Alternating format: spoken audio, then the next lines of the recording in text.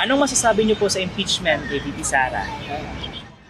Kahit naman anong sabihin namin tungkol sa impeachment na yan, kung pilit pa rin pinagtatakpan ng mga nasa administrasyon, wala rin, di ba? Kaya antayin na lang namin kung ano mangyayari talaga. Ang nangyayari nga, nilalabas na yung totoo. Pilit naman nilang pinagtatakpan. Yung iba nga, kinukulong pa. Ang dapat makulong dyan, yung talagang mga nagnakaw eh. Nagigipit lang talaga yung Vice President. Doon sa impeachment, pilit na babaluktot pa rin yung batas. At saka bakit nila i-impeach si Sara? Samantalang sila rin naman, may mga ninakaw din naman. At mas malalaki yung kanila. Tulad nung kay Marcoleta. Yung kay Marcoleta, hindi naman hindi naman nakaw yun. Donation sa kanya yun. Tsaka yung mga taong bayan, ramdam nila na may panggigipit na nagaganap talaga. Siguro dapat tuluyan na talaga kasi puro na lang kasi pag nanakaw ginagawa nila eh. Mas binibigyan nila ng halaga na magnakaw na lang na magnakaw. Di bala na yung mga mahirap na maghirap kayo. Ang nangyayari kasi ngayon, mostly pag mayaman ka, absuelto ka. Pag mahirap ka, kulong ka. Mas better, pantay-pantay para walang bias na mangyayari. May mga kasi sila kumbaga tinatawag na due process eh. Pag mahirap ba, may due process ba? Di ba wala? Kung sino nga yung gumawa ng tama, yun pa naman yung kinakasuhan. Sabi ko nga, politika lang kasi nangyayari yung ganyan, kaya sila ganun. Hindi naman sa parang mahirap magtiwala na sa kanila. Kasi sa ngayon parang di na rin ako naniniwala sa gobyerno dahil sa mga ganyang Kung sino pa yung mga hindi dapat kasuhan, sila pa kinakasuhan.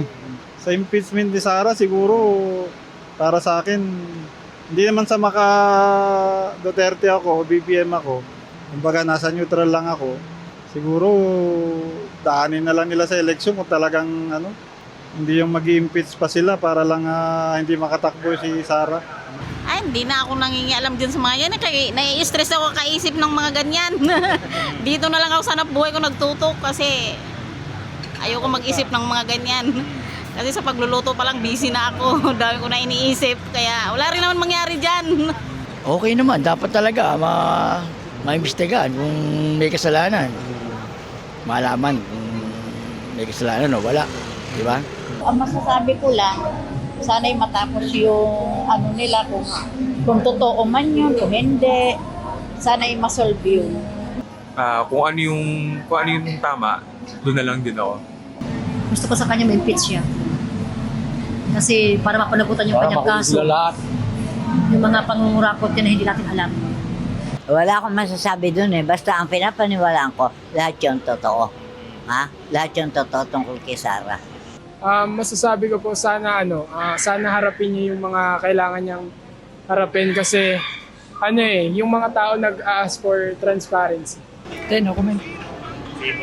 Sige si Kuya. Kuya, may tanong lang po kami. Ano po masasabi niyo sa impeachment laban kay VP Sara? Wala.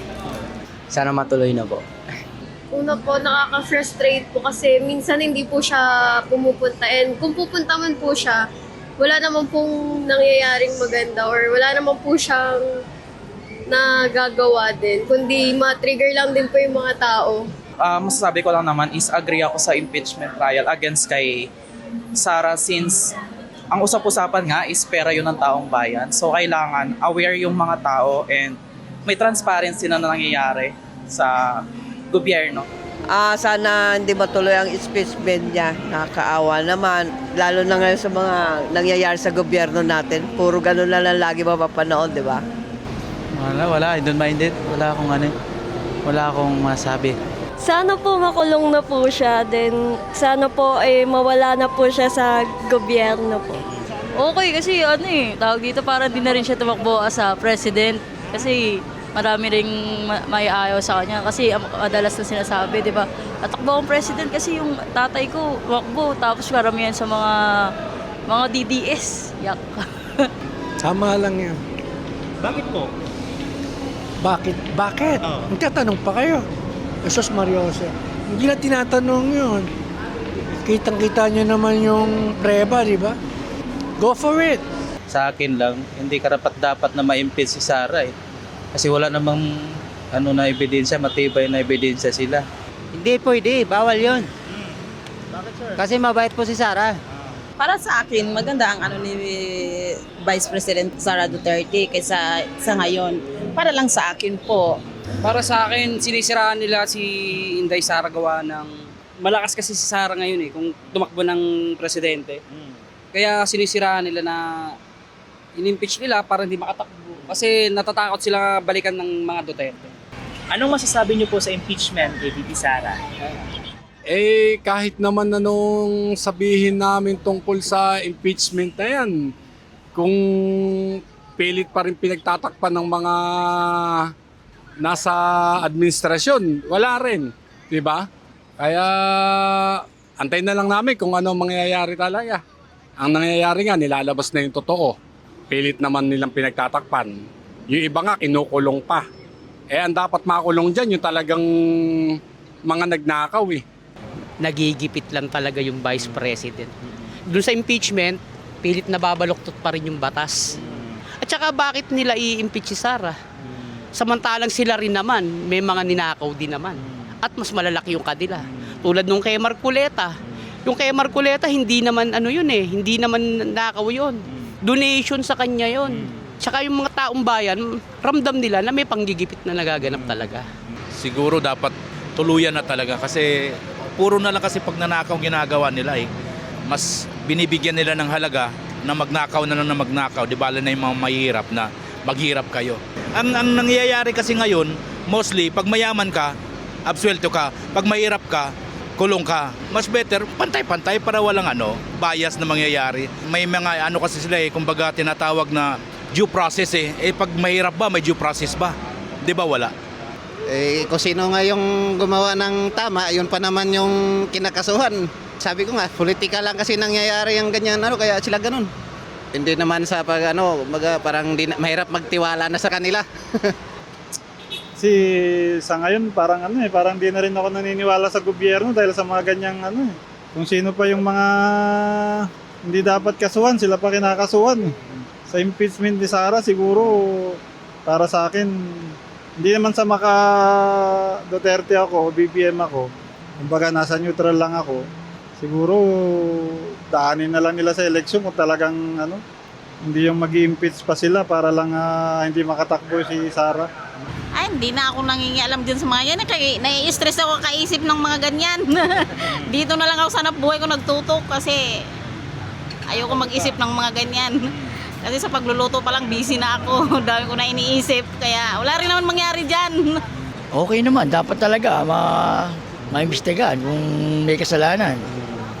Malaman kung may kasalanan o wala. Di ba? Ang masasabi ko lang, sana'y matapos yung nila kung totoo man yun, kung hindi, sana'y masolve yun. Kung ano yung tama, doon na lang din ako. Gusto ko sa kanya ma-impeach siya. Kasi para mapanagutan yung kanyang kaso. Yung mga pangungurakot na hindi natin alam. Wala akong masasabi dun Basta ang pinapaniwalaan ko, lahat yung totoo. Lahat yung totoo tungkol kay Sara. Masasabi ko po sana sana harapin niyo yung mga kailangan niyang harapin kasi yung mga tao nag-ask for transparency. No comment. Sige po. Sige si Kuya. Kuya, may tanong lang po kami. Ano po masasabi niyo sa impeachment laban kay VP Sara? Wala. Sana matuloy na po. Una po, nakaka-frustrate po kasi minsan hindi po siya pumupunta. And kung pupunta man po siya, wala naman pong nangyayaring maganda or wala naman po siyang nagagawa din. Kundi ma-trigger lang din po yung mga tao. Masasabi ko lang naman is agree ako sa impeachment trial against kay Sara since ang usap-usapan nga is pera yun ng taong bayan. So kailangan aware yung mga tao and may transparency na nangyayari sa gobyerno. Sana hindi matuloy ang impeachment niya. Nakakaawa naman. Lalo na ngayon sa mga nangyayari sa gobyerno natin. Puro ganun na lang lagi mapapanood, di ba? Wala. I don't mind it. Wala akong masabi. Sana po makulong na po siya. Then sana po mawala na po siya sa gobyerno po. Okay, kasi tawag dito para di na rin siya tumakbo as president. Kasi marami ring may ayaw sa kanya kasi madalas na sinasabi, di ba? Tatakbo akong president kasi yung tatay ko, wakbo, tapos karamihan sa mga DDS. Yak. Tama lang yan. Bakit po? Bakit? Bakit? Magtatanong pa kayo. Jesus Mariosa. Hindi na tinatanong yun. Kitang-kita nyo naman yung preba, di ba? Go for it. Sa akin lang, hindi karapat-dapat na ma-impeach si Sara eh. Kasi wala namang na ebidensya, matibay na ebidensya sila. Hindi pwede, bawal yun. Bakit, sir? Kasi mabait po si Sara. Para sa akin, maganda ang ni Vice President Sara Duterte kaysa sa ngayon. Para lang sa akin po. Para sa akin, sinisiraan nila si Inday Sara gawa ng... Malakas kasi si Sara ngayon kung tumakbo ng presidente. Kaya sinisiraan nila na in-impeach nila para hindi makatakbo. Kasi natatakot sila balikan ng mga Duterte.